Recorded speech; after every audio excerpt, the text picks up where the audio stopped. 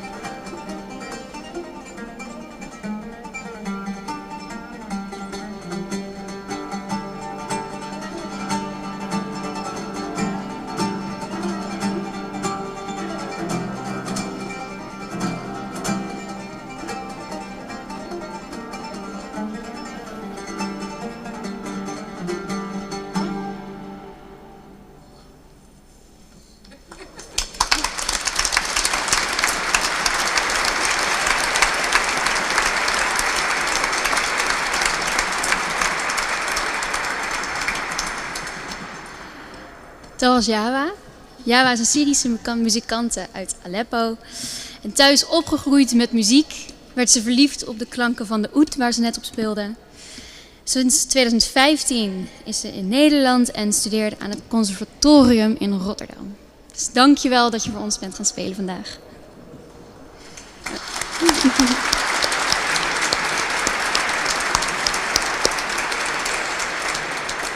Dan gaan we gelijk verder met de bedankjes. Want dank jullie allemaal dat jullie vandaag zijn gekomen. Zelfs het mindere weer getrotseerd om alsnog voor ons te kunnen zijn. En daarbij ook gezegd, de mensen die het niet hebben kunnen komen vandaag, die kijken mee met de livestream. Ook zeer welkom en fijn dat jullie online mee kunnen doen. Ik ben Groot Lieve, ik ben community mobilizer bij PAX, maar vandaag vooral gastvrouw. Wat betekent dat ik veel tussendoor zal gaan praten en dingen aan elkaar vastbreien. En laat praten nou een van mijn hobby's zijn, dus dat komt mooi uit. Vandaag staat het thema vrede en vooral generatievrede centraal. We hopen jullie vandaag te inspireren, maar ook echt elkaar in het gesprek te laten gaan en te zien wat jullie zelf denken bij generatievrede. Ik heb ook een paar praktische dingen. Ik zou geen gastvrouw zijn als ik geen praktische dingen heb. Jullie hebben het waarschijnlijk al gezien. Er loopt ook een fotograaf langs. Dus mochten jullie niet op de foto willen komen, laat het ons vooral weten. Dan zullen we daar aan het einde wat aan doen. Jullie hoeven niet nu je hand op te steken. Het kan hierna ook. Foto's kunnen daarna ook verwijderd worden. Ik heb al een kleine opening gedaan en we hebben muziek gehoord. Dat was de opening. Maar ik ben ook realistisch genoeg om te weten dat jullie niet hier voor mij komen. Jammer genoeg. Dus het zal niet meer dan logisch zijn dat de officiële opening gedaan wordt door de organisaties die hier dit samenwerking hebben kunnen doen. Namelijk PAX en de Domkerk, de gemeente van de Domkerk. Waardoor we een prachtig programma hebben kunnen maken op een net zo'n prachtige locatie. Wij zijn heel blij met de samenwerking. Maar ik wil graag het woord geven aan Willem Boskamp, de predikant van de Domkerk. En Mirjam Struik, programmadirecteur van PAX.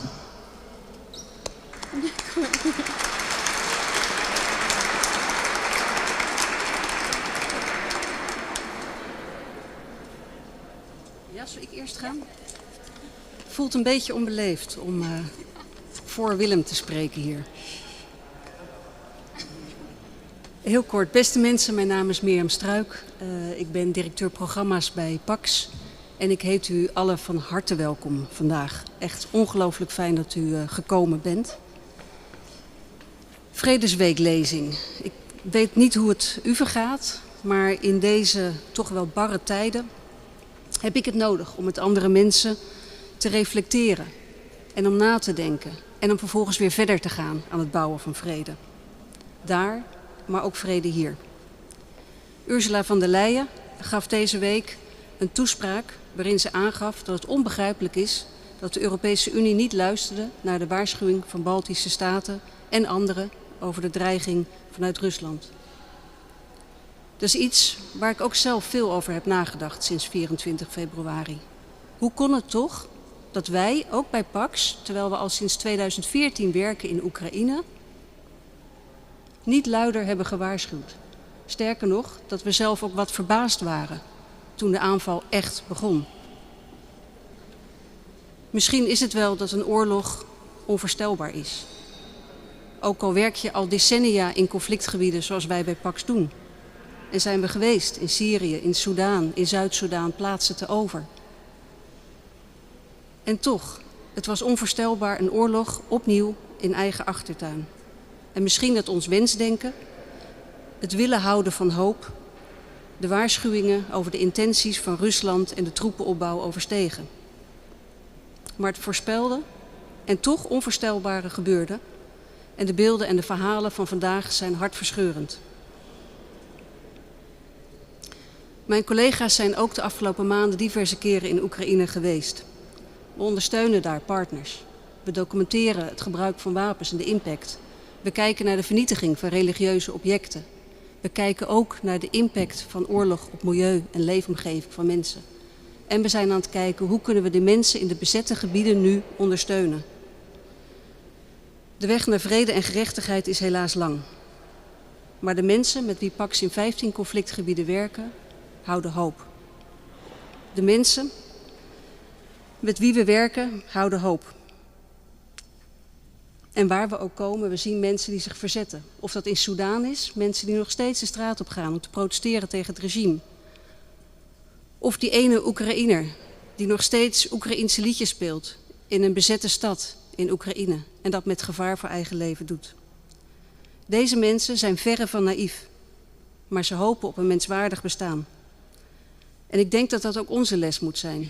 Niet naïef zijn over de gevaren die er momenteel in de wereld zijn. En dat zijn er nogal veel. Niet naïef zijn, maar ook niet verlamd raken. Maar blijf elkaar opzoeken en kom in actie, hier en daar. Of, zoals wijle Remco Kampert en mijn lievelingsdichter dat zo mooi zei, jezelf een vraag stellen, daarmee begint verzet. En dan die vraag aan een ander stellen. Ik wens u allen een hele mooie Vredesweek lezing met heel veel vragen.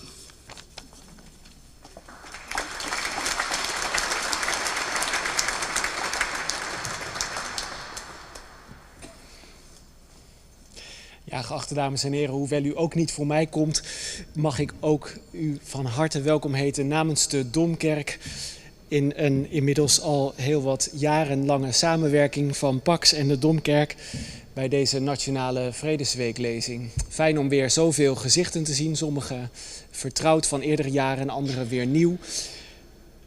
Voor de 5e maal is het onze eer dat we deze Vredesweeklezing met Pax organiseren. Ik heb ze niet alle 5 meegemaakt, maar die laatste jaren toch in elk geval wel. En ik feliciteer Pax ook graag met dat eerste vredeslustrum.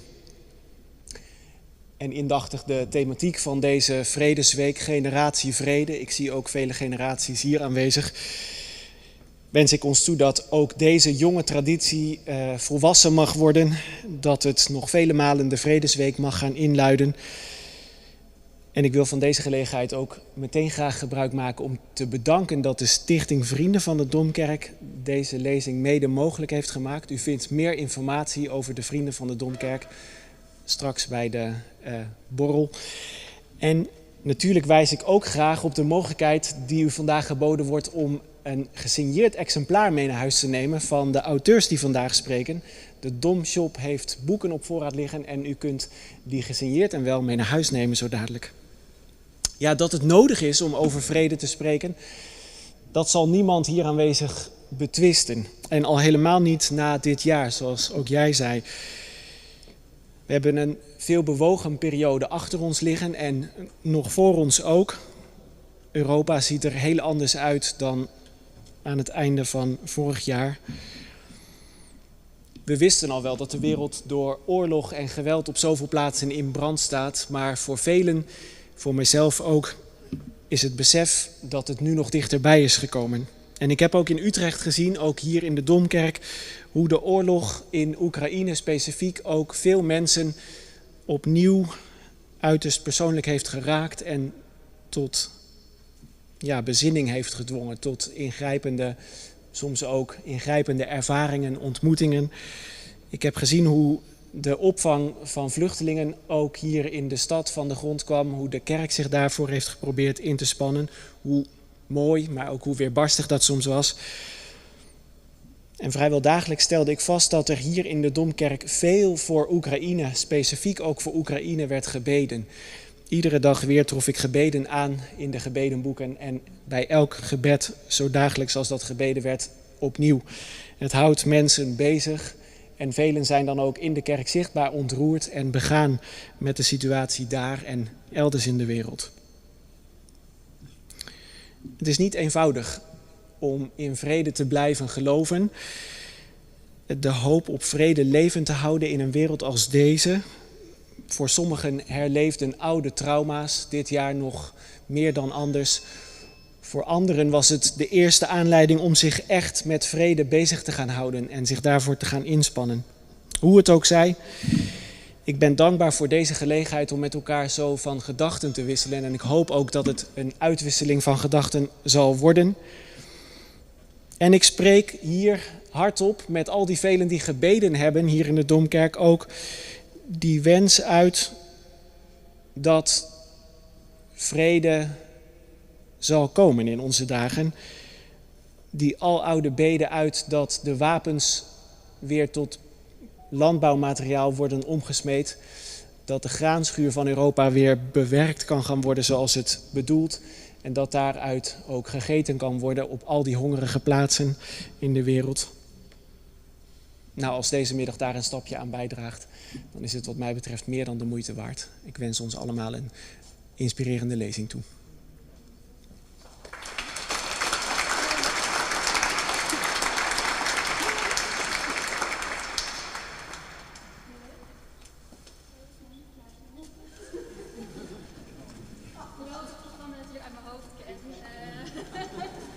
Is een klein beetje spieken af en toe toch fijn. Dank Mirjam en Willem voor jullie bijdrages. Het is fijn om te zien inderdaad dat deze samenwerking afgelopen jaren al zo goed is gegaan en hopelijk de komende jaren ook. Voor het volgende onderdeel heb ik nogmaals een praktisch puntje. Jullie hebben het misschien al gezien, er ligt een vertaling op jullie stoel. En dat betekent ook dat ik voor het volgende stukje introductie naar het Engels switch. Want de volgende speech is in het Engels. Dus I would like to stay in theme. It's a common trend in PACs to stay in theme. So therefore I would like to do it this way. We've asked our next speaker about her perspective on peace and generation peace. We are absolutely thrilled to have her today. So I'm very happy that I can make this announcement. Very exciting. She's an activist, a writer, and also active now in the Vrijburg Church in Amsterdam. So that's also good to know. I loved learning about the fact that her mission is to make a better world, better place for girls all around the world. That makes me happy. It's one of the missions that we all hope to see in this place. And she has, honestly, I said like maybe 2 or 3 titles, but many more titles to her name. I mean, you are not here for me, so without further ado, I would love to give the floor to Mpo Tutu van Voerth.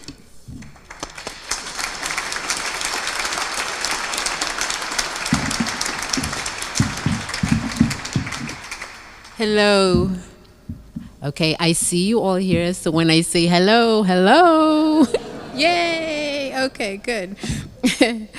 It is such a joy to be with you this afternoon, and thank you for bearing with me because my Dutch is amazing, and it's so amazing you probably wouldn't understand it. So we'll go with English. So, generation peace. I wonder, what is the image that comes into your head when I say generation peace? For me, I have this advertisement. I see this advertisement. You know, one of those advertisements where you're not quite sure what it is they're advertising. It's the one where it has all of those good-looking young people looking really happy, and they're all from diverse backgrounds, and they all look as though they're at a party or among friends. And somehow, I think, we have allowed our world to become a world in which generation peace is always one generation ahead. It's always the next generation. So for people my age, our great-grandparents fought the First World War. They called it the war to end all wars. It didn't. It didn't end all wars. It didn't end any wars. In fact, it just planted the seeds for the next war. Our parents and our grandparents fought what was then called the Great War, the Second World War. It didn't end all wars either. It just scattered the seeds more broadly. Our generation hasn't fought a world war, but our generation continues to fight or to underwrite wars all over the world. Syria, Yemen, Congo, DRC, Afghanistan, South Sudan, undeclared war in Israel and Palestine, war in Ukraine, war in Tigray. We talk of peacemaking or peace building, and they both sound a little insipid, a little squishy, a little soft, kind of unsubstantial. A friend of mine says, we talk about peacemaking and it sounds a little bit like, I don't know, homemaking, home economics, but with exactly that kind of tone to it. Like it's, yeah. Being a peacemaker may be biblically blessed. Blessed are the peacemakers, for they shall be called children of God, according to Matthew's gospel. But in our societies and in our cultures, being a peacemaker is something nice for somebody else to do. So instead of making peace, instead of building a society that is invested in and oriented to peace, instead of building societies that really seek peace and pursue it, which is the other biblical injunction,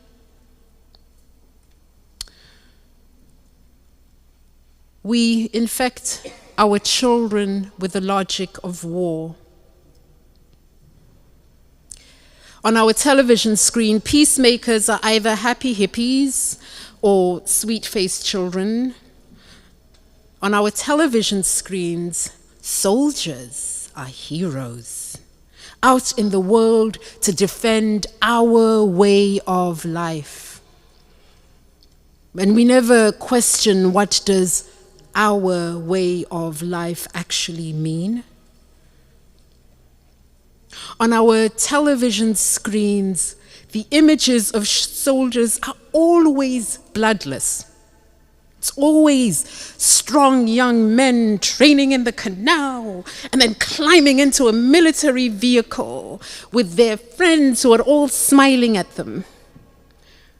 Or it's neat young women managing complicated radar monitors or something. I don't know what they're managing. Or young, strong, always young, strong men and women from what the Americans call central casting, clothes strategically smattered with mud. They pull themselves through an obstacle course and we admire them.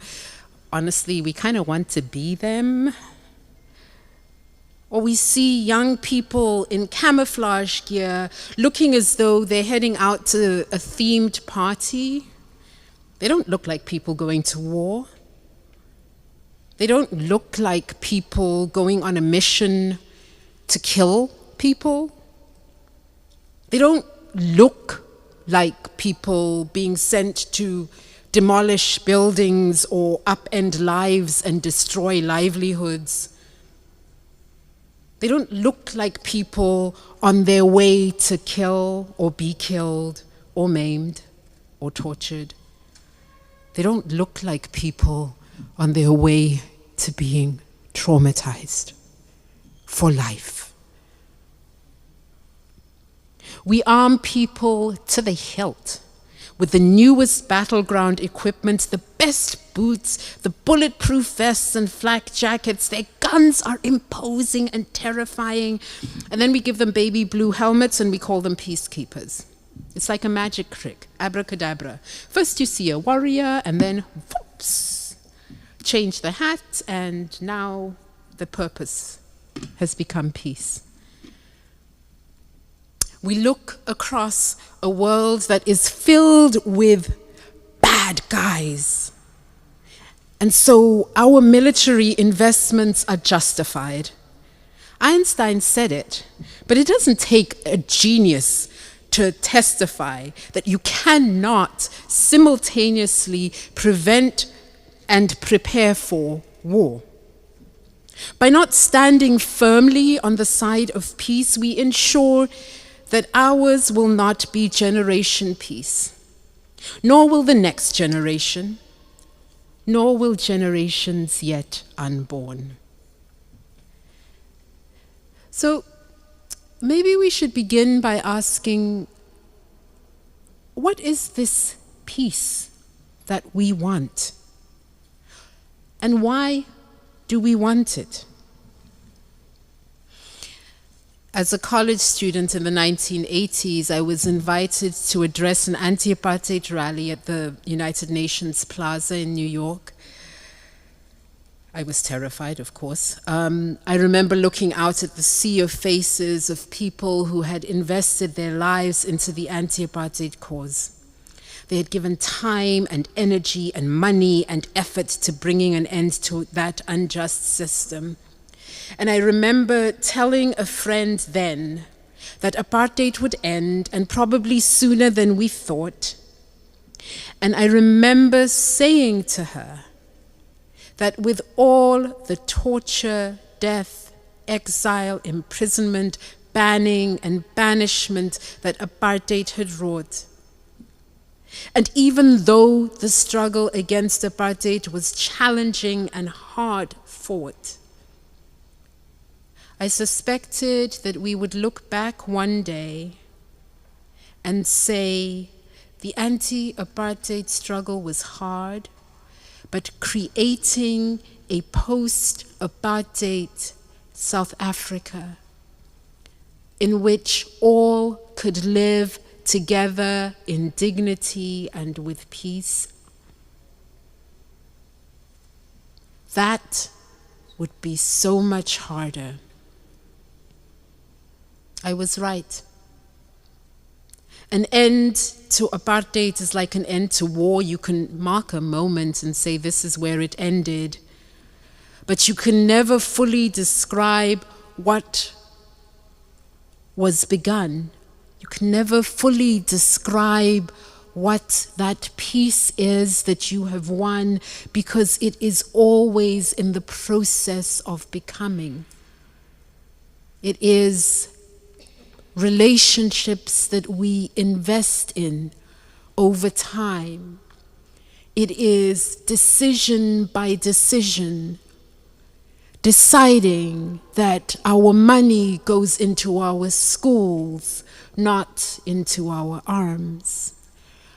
That our arguments and our conflicts may be as vehement as we want them to be, but they will be held out of the face of the camera, and that when we stand before each other in public, we will always talk of each other with respect.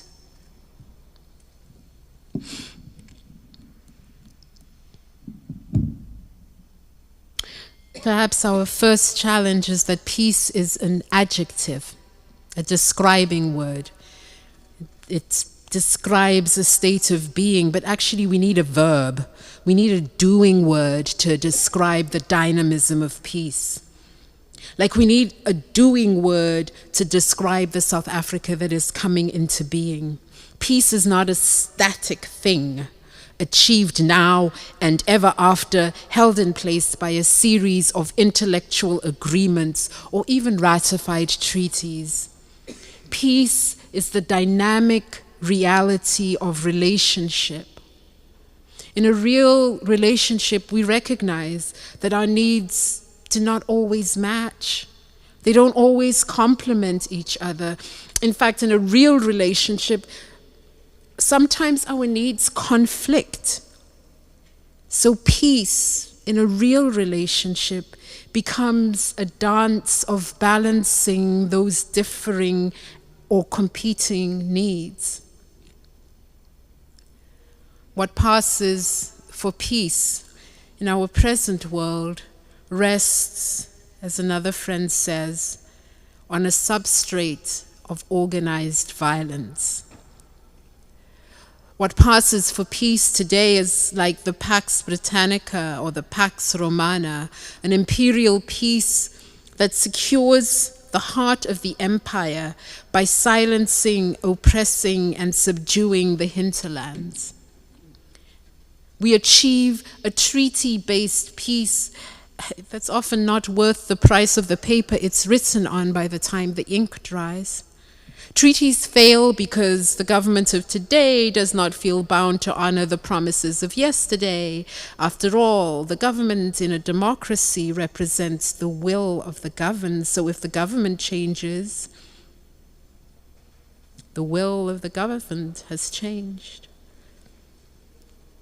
So if we want generation now to be generation peace,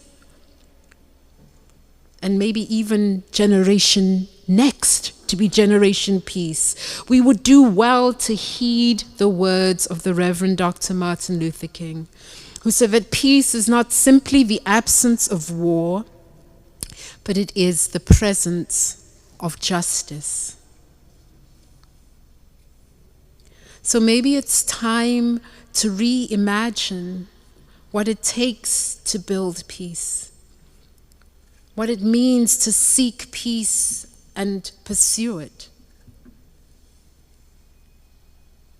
Well, what does peace mean to you? Does peace mean that the bombs no longer fall? The bombs no longer fall in Afghanistan, and yet children starve because the banking of the Afghans is throttled. Does peace mean that apartheid laws are erased? Yeah, the laws are erased, yet the black people still live in substandard housing, and white people still largely own and control the economic power. Does peace mean that it's safe to walk in any neighborhood in America if you're white, but men with cars and guns might chase you and shoot you if you're black? Does peace mean you are guaranteed equal treatment regardless of race or creed or gender even? In the Netherlands, yes, unless you're a person of color coming through the border. Does peace mean that you have the right to self-determination and possession of the historical wealth of your homeland? Nope. Not if you have ever been a colonial subject. If your people were enslaved, your resources were stolen, and no reckoning has been made for your losses. In the midst of the pandemic, Generation Now took to the streets to demand a rearrangement of the old world order. They were calling for an accounting for how the world came to be this way. They challenged the rapacious greed that is ravaging our climate. They wanted to repair the breaches in human relationships that have allowed us to invest such huge amounts of our national wealth in tools of devastation and destruction, while claiming that we do not have adequate resources to feed the hungry, house the homeless, or clothe the naked, let alone provide adequate solutions for a burning planet. So, what is this peace we want? And why do we want it?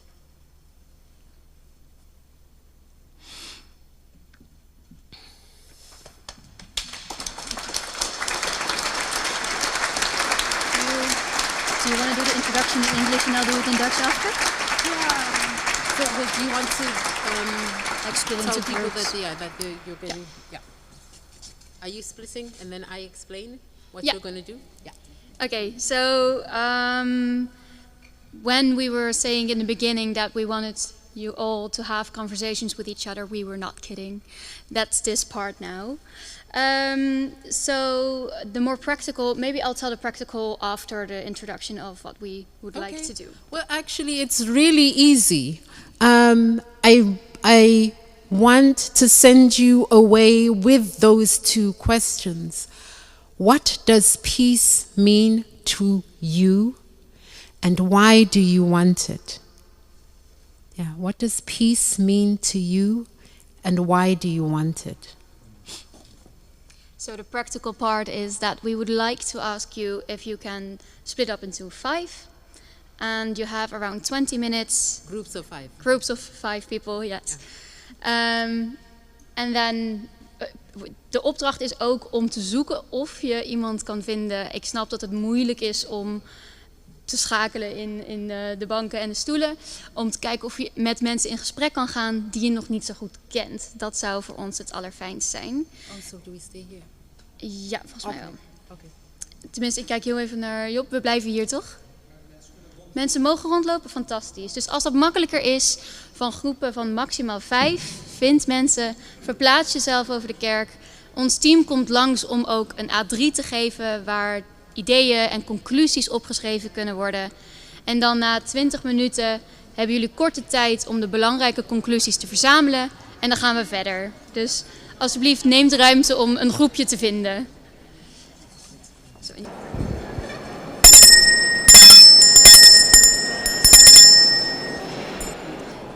Beste iedereen, als jullie zouden kunnen terugkomen en verzamelen, zou dat erg fijn zijn. Alright everyone, thank you so much for splitting into groups. And well, I can do this part in Dutch, I think as well. Dank jullie allen dat jullie de tijd hebben genomen om met elkaar in gesprek te gaan. En zoals sommigen van jullie al hebben gezien, ze worden daarachter opgehangen. En straks bij de koffie, thee, borrel kan er straks ook nog gelezen worden wat de rest ook heeft opgeschreven. Ik heb wederom ook een praktisch puntje weer. Er is mij net ingefluisterd dat mijn lieve collega er erg gelukkig van wordt als alle stiften weer ingeleverd worden. Het zijn hem heel dierbaar, dus ja, favoriete stiften. Niet zo fijn als die weg zijn. Die kunnen ook aan het einde ingeleverd worden hoor, geen zorgen. Ik vertrouw jullie er genoeg op. Nu zouden we graag het moment willen nemen. Jullie hebben met elkaar gesproken. Maar we zouden het ook heel fijn vinden als we een beetje met elkaar erover kunnen delen. Ik weet niet of jullie nu met jullie groepjes zitten. Maar we zouden graag een paar groepen langs gaan. En de gedachten van die groep in een conclusie delen. En even bespreekbaar maken. Is er een groep? Mijn collega loopt. Waar is mijn collega met de microfoon? Oh, er zijn er 2. Kijk, dat moet snel gaan. Is er een groep die de conclusie van jullie gesprek zou willen delen? Of het spits af willen bijten? Yes, I want to thank you for your lecture. And because in our discussion came also the point of that peace is, how do you say it in English? Werkwoord. Verb. It's very important, and then on 2 sides, because of the inner peace, that is not state which is frozen, but you must work every moment on the inner peace, because inner peace is very important for peace in the world and in your surrounding, but also peace is also a verb for our world, what you have explained to us. And then it reminds us because of the Ukraine and Russia, that maybe it's that the point that after the Cold War was ended, we didn't understand that we had to work for the peace with the big countries as the NAVO, the United States, China and Russia. We had to work on it and we didn't. So it's not only Putin, but the whole world. We didn't have worked well to bring us together. No, I think we should. All right. Thank Is you. there another group that would like to share?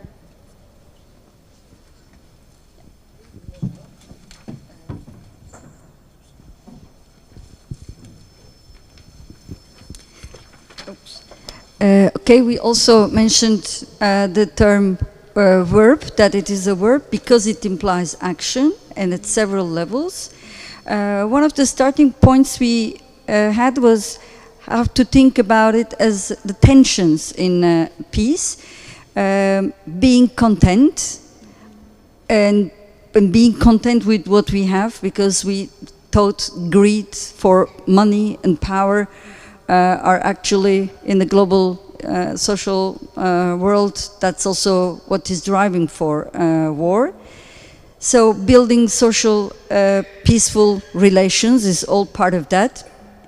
And the trust, the tension we saw was between a trust that things will all be fine, will get better as we work through that, but also equally to keep that untrust, not to trust in a way that we cannot assume that everyone, every society or every political power has that type of acts with that assumption.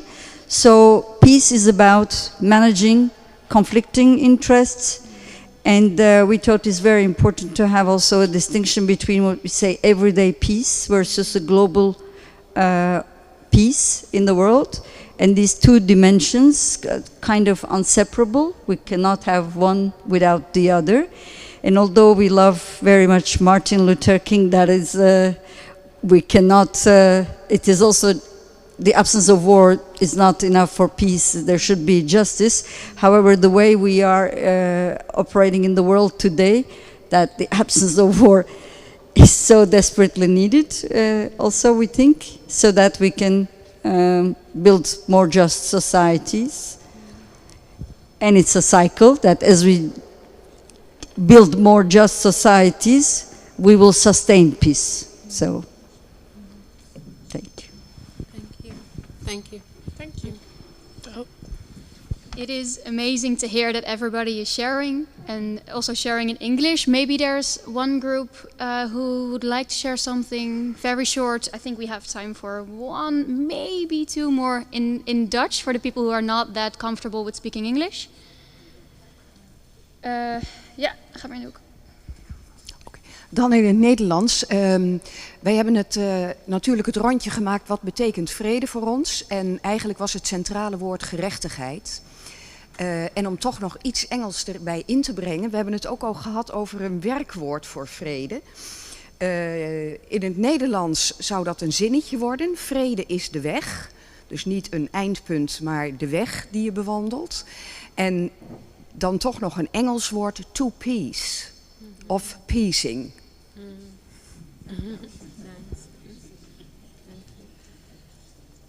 En ook nog een korte vraag. Er zijn mensen die ook van de livestream meekijken. Dus als er mensen vanuit de livestream nog een conclusie of iets willen delen, zet het vooral in de chat. Dan onze technician Piet zal er een oogje op houden. Dus dan krijg ik een seintje als daar ook iets in gezegd wordt. Is er... Ja, er is ook iemand in de hoek? Oké. Ik zag dat daar ook in de hoek nog een vinger omhoog ging.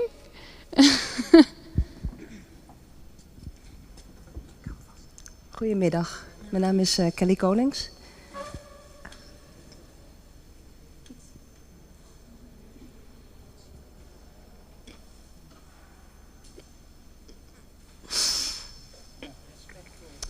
Het is een eer. It's my honor.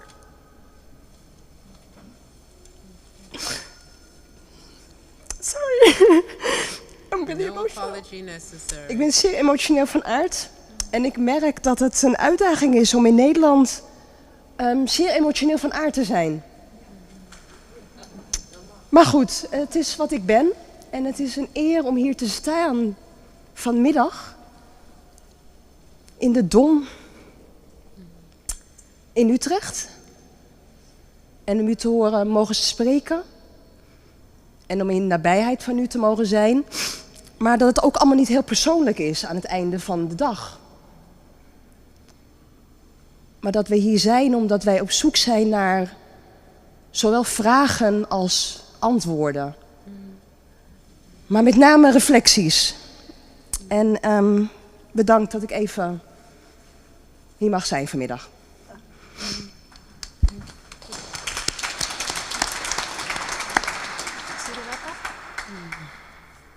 So you didn't need to check online? Okay, awesome.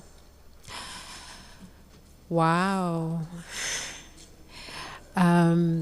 Thank you for all of those reflections that give us a lot to take with us into this Peace Week, into the weeks ahead, as we think about being truly invested in peace building, peace making, piecing. And there were, some really important things that I want to underline again, that peace isn't just the peace between us, that it really does begin with the peace within us, and that maybe that is also a place that we can begin, is teaching ourselves first, and then others, the practices that make for being peaceable beings.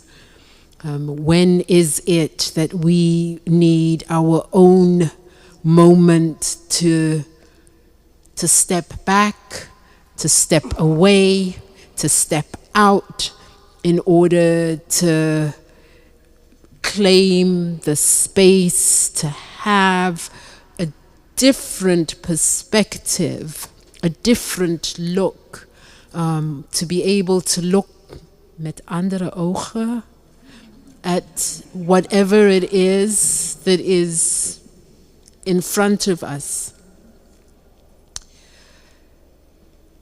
And that is a challenge that's not just for out there. We keep getting stuck thinking of peace work as being the work that goes on out there somewhere. It really does begin in here. And it begins, I remember being in a public place with my kids.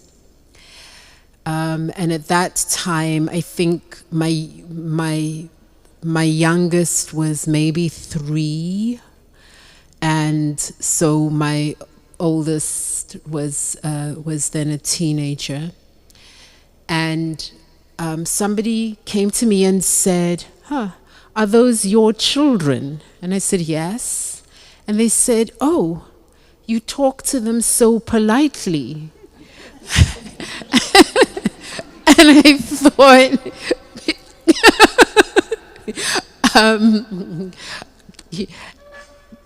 but how do I expect to raise polite children if I don't speak to them politely? So how do I expect to raise children who are peacemakers and peace builders if I don't model that for them? If I don't help them in their small interactions to learn to think creatively about how they manage conflict. So that thing of peace beginning like right here where we are in our own bodies. And then the commitment to peace being able to ripple out into our larger world. I was engaged in a small piece of conversation as you were engaged in your conversations. And the question was, am I opposed to peacekeepers? Am I opposed to the people with the blue helmets? And my response is, I'm not opposed to them as people, but I am opposed to the idea that peace has ever come down the barrel of a gun. And I am opposed to the idea that we can say, okay, as soon as we've shot our way to peace over here, then we'll stop and then we'll start doing something else. It's as though we keep thinking we can walk in two directions at the same time. And, it takes enough effort to walk in one direction. So maybe let's pick the direction of peace and walk in it. Let's pick the direction of justice and be truly committed to it. Let's recognize that peace work is never going to be, well, no, sometimes it'll be easy, but not very often. That I don't know if any of you live in families with other people. Living with other people is joyful training for peace work. And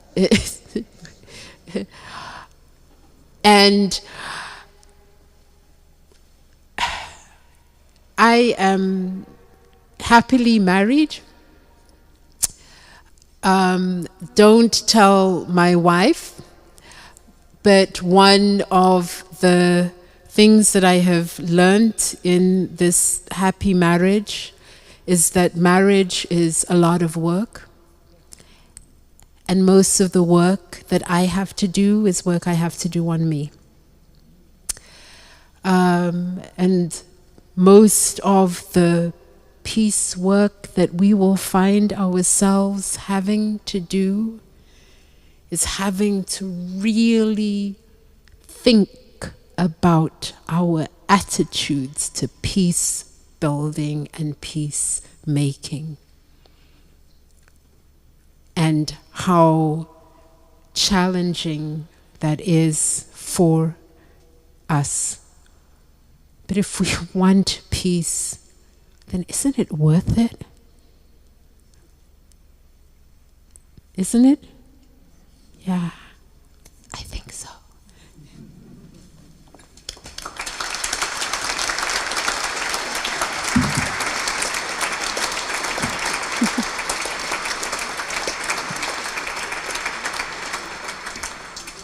Thank you so much for being here today. I can see the joy in everyone's eyes and everyone's smiles, that we are very happy to have had you here. We are also happy that she is staying after this program for the books, so that's also great. I also saw that now we have a slight delay with the live stream, but now there are comments flooding in. So ik weet niet eens waarom ik in het Engels ben doorgegaan. Ja, dat is one track mind. We zien heel veel mooie comments ook van de livestream nou binnenkomen. En ik heb heel even gegluurd, er zitten ook heel veel bekende namen tussen. Want die zijn van de ambassades van vrede. Die op lokale plekken ook hun activiteiten organiseren. Dus jullie gaan straks vast over heel Nederland terug naar huis. Dus wees ook aanwezig bij jullie activiteiten in de buurt. Er is meer dan genoeg om van te genieten.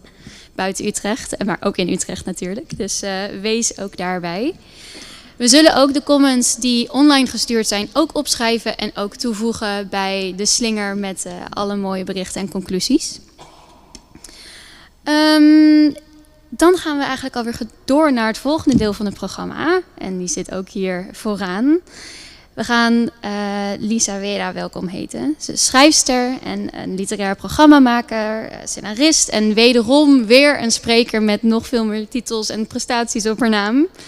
Ze werd in 2022, als ik het goed heb, uitgeroepen tot literair talent. En Oekraïne, het moederland van haar grootmoeder, staat centraal in veel van haar werk. Ik ben heel erg blij dat we je mogen verwelkomen. En ik zou ook gelijk al... Kijk, komt ook op het scherm. Daar ben jij. Dus ik zou het podium graag aan jou geven.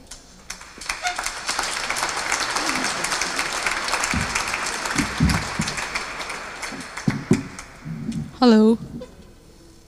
Ik ga eerst even een glas water inschenken. Omdat het nogal iets is om na de vorige gast op een podium te moeten staan. Dankjewel, het was heel mooi. Hallo. Goed. Deze zomer staat een goede vriendin van mij met haar 4 jaar oude dochter in een loopgraaf.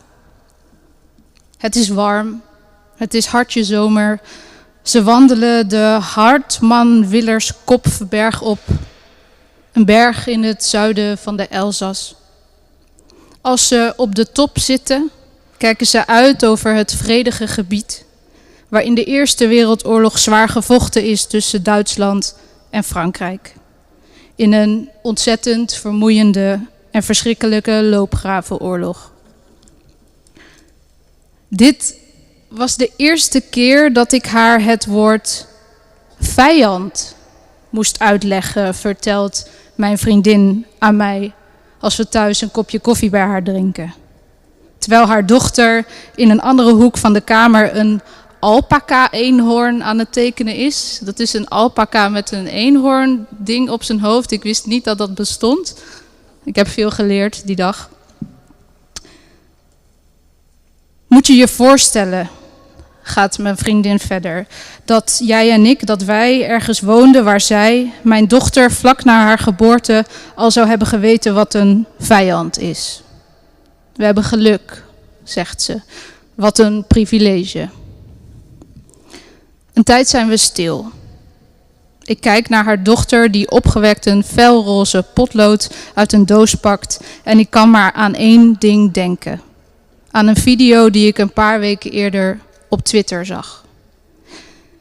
Het is een video van een Joodse jongen en een Afghaanse jongen die samen in een loopgraaf liggen, ergens aan het front in Oekraïne. Terwijl ze schuilen voor clustermunitie die van zo'n 500 meter verderop op hem wordt afgevuurd, praten ze in een camera. Hun gezichten vullen het hele scherm. Het zijn jonge jongens, like the soldiers you talked about. But they did not look that fresh. Je hebt nog nooit zoiets gezien, zegt de Afghaanse jongen lachend in het Oekraïens. Een moslim, mujahedin en een tsahal militair van de Israëlische defensie die zich potverdrie samen liggen te verstoppen in één loopgraaf. In één loopgraaf. Alhamdulillah, God zij geprezen.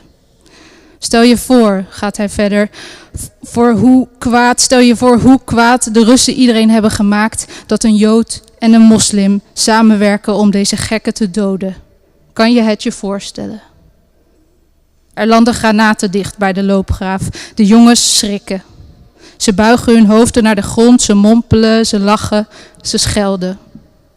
Domme honden, fluistert de Afghaanse jongen. De Russen zullen verliezen. Dan begint hij in het Arabisch te bidden. Zeef, de Joodse jongen, die naast hem ligt, begint ook te bidden. Het duo bidt tegelijk, dwars door elkaar heen. Hun talen raken vervlochten, wat een vreemd soort zangerigheid oplevert. Als God het wil, God is groot als God het wil. Ik kijk de video opnieuw en opnieuw en opnieuw. 2 jonge jongens, door conflicten in het verleden tot vermeende vijanden gemaakt op grond van hun religie, hun woonplaats of wie hun ouders of voorouders waren, vechten nu in een land dat niet het hunne is, samen voor vrede. Ik kijk naar 2 tot elkaars vijanden gemaakte jongens voor wie oorlog verbroedert. Ik kan er niet bij dat de haat tegen de ander zo ontzettend kan verenigen. Al betrap ik mijzelf, deels Oekraïens, de afgelopen maanden steeds vaker op het gevoel een vijand te hebben, kwaad te zijn, soms zelfs te verlangen naar een verliezer en naar vernietiging. Dat boezemt me angst in, hoe snel dat kan gaan in een mens. Mijn Oekraïense vrienden, niet allemaal, spreken steeds vaker over een gezamenlijke vijand. Hun families, zoals de mijne, die in de Sovjet-tijd versnipperd zijn geraakt over meerdere post-Sovjetlanden, vallen nu steeds sneller uit elkaar. Families uit Rusland, Kazachstan, Belarus. Mijn nichten en neven die in Rusland wonen, pretenderen niets te weten over een oorlog in Oekraïne, terwijl hun familieleden moeten vluchten. Overal breekt van alles tegelijk. Overal ontstaan onzichtbare breuklijnen tussen mensen, als vers gegraven loopgraven in velden die eerst open en makkelijk begaanbaar waren. Overal ontstaan donkere scheuren van vijandigheid en onbegrip, die in de nabije toekomst moeilijk te repareren zullen zijn. Het thema van de Vredesweek is dit jaar generatie vrede. Er groeit nu een jonge, kwade generatie op in Oekraïne. De pijn van oorlog en onderdrukking, dat weet ik vanuit mijn familiegeschiedenis, heelt of verdwijnt niet met 1 generatie. Ik hoop het natuurlijk wel, maar let's be real. De wonden en woede die ontstaan zijn als een steen die je in een spiegelglad meer gooit. Die steen maakt niet 1 kring als die in het gladde water landt. Die steen maakt heel veel kringen. En die hele serie kringen botst ergens tegen een oever aan en komt in vervormde bewegingen ook nog eens terug. Nu vraag ik me af, wat kunnen wij, mensen, doen met die kringen die de oever bereiken? Hoe krijgen we het water weer kalm en glad? Er werd mij door de organisatie gevraagd om iets niet al te zwaars en misschien zelfs activerends en opbeurends te schrijven voor deze middag. Dat is misschien mislukt, maar ik ga het nu toch nog even proberen. Fijn dat jij ook moet lachen. In de woonkamer van mijn vriendin zit een 4-jarig meisje, haar dochter. En ze zit te kleuren. Ze kleurt eenhoorns in alle soorten en maten. Ze geeft hun vreemde vormen allerlei kleuren. Er zijn katten-eenhoorns, lama-eenhoorns, eenden-eenhoorns, nergens een normale eenhoorn, die was nergens meer te bekennen. En het maakt haar niet uit. Het boeit haar niets. Alles mag en kan nog. Alles is nog goed. En ik vraag me af, hoe kunnen we haar aan de rand van dat meer zetten? Later. En die kringen uit het water laten vissen en laten verdwijnen. Kunnen we een hele generatie laten opstaan die weet dat niemand je vijand mag worden? Een generatie die hopelijk alle loopgraven dicht. Dankjewel.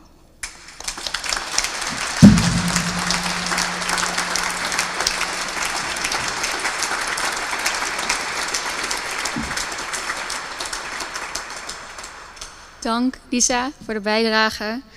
Als wederom een andere organisatie iets vraagt om opbeurends, blijf alsjeblieft niet luisteren. Dit was prachtig en precies wat nodig was en wat mooi is. We zijn helaas dus wel al bij het einde van ons programma. En hoewel ik nog 2 uur kan volpraten, denk ik dat jullie ook op een gegeven moment wel weer de koffie, thee of de borrel in willen. In ieder geval alle sprekers bedankt. En ik had het al gezegd over het boek, maar Lise blijft dus ook om haar boek te komen signeren. Dus die zal ook achteraan te vinden zijn. Er is zo wat ruimte om te praten met elkaar, nog verder in gesprek te gaan onder genot van hapjes en drankjes. Loop ook even zo de slinger langs om te kijken wat elkaars ideeën waren. En verder heb ik nog een belangrijke boodschap eigenlijk. En dat is de vredesboodschap. Ik had hem hier, maar jullie hebben hem ook allemaal op jullie stoel gekregen. Het is een klein aanzichtkaartje. Het is een oproep aan de Tweede Kamer om te investeren in vrede. En het zou heel erg fijn zijn als jullie deze kunnen invullen en aan ofwel mij of aan mijn collega Florine die erachter staat weer in te leveren. Want zo verzamelen we die kaarten en in november willen wij met een grote actie bij de overheid deze aanbieden om te zeggen: investeer in vrede. Er is meer over te vinden online ook. Of met ons praten, wij weten er ook meer. Wij zijn ook een wandelende website over deze actie. Mochten jullie geen pennen bij je hebben, dan als je straks ook naar ons toe loopt, dan hebben wij wel die voor jullie. Ik denk dat dat ook alle praktische puntjes waren voor de dag.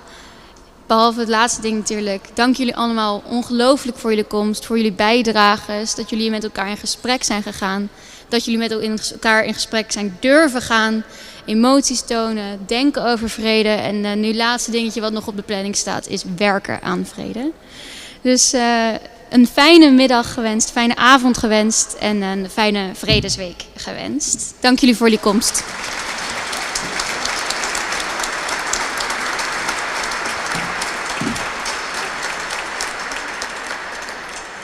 Of je deze achterin, als het goed is.